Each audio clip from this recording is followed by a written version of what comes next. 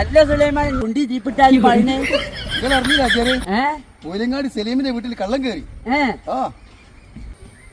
ഇനി ഇങ്ങനെ പായനെന്താ ഇഞ്ഞാണ് എടുത്തണെങ്കിൽ ഞാൻ കൊടുത്താളോ. നിങ്ങൾക്ക് എന്നെ കണ്ടിട്ട് ഒരു കള്ളനായി തോന്നുന്നുണ്ട് ആചാര്യ.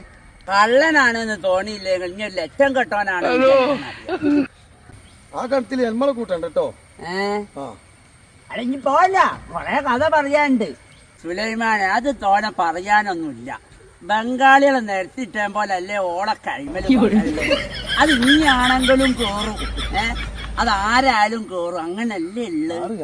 നല്ലോണം ചാരി കള്ളം കേറിയിട്ട് കോണം കിട്ടിയത് കോളോത്ത മറിയോമക്ക. അതിന്റെ കഥ ഇഞ്ഞ് കേട്ടിക്കണോ? കള്ളം കേറിയിട്ട് കോണം കിട്ടി ആരെങ്കിലും ഉണ്ടോ ആചാര്യ?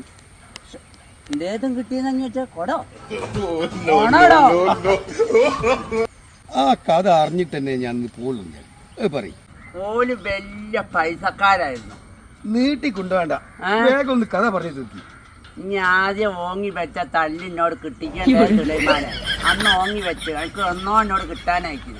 മനസ്സിലാക്കി? ഒരു കഥ പറയുമ്പോൾ പൂർത്തീകരിച്ച് കേൾക്കാനുള്ള ഒരത് നമുക്ക് വേണം. കോഴി ഇങ്ങോട്ടൊക്കെ കോഴി പെയ്യണ മോന്തി കഴിഞ്ഞു. ഒരു വെള്ളമൊക്കെ മഴയൊക്കെ പെയ്താൽ ഒരു ബക്കറ്റ് വെള്ളം പൊക്കുമ്പോലാ. എന്റെ അഭിപ്രായത്തിൽ 1 മണി 2 മണി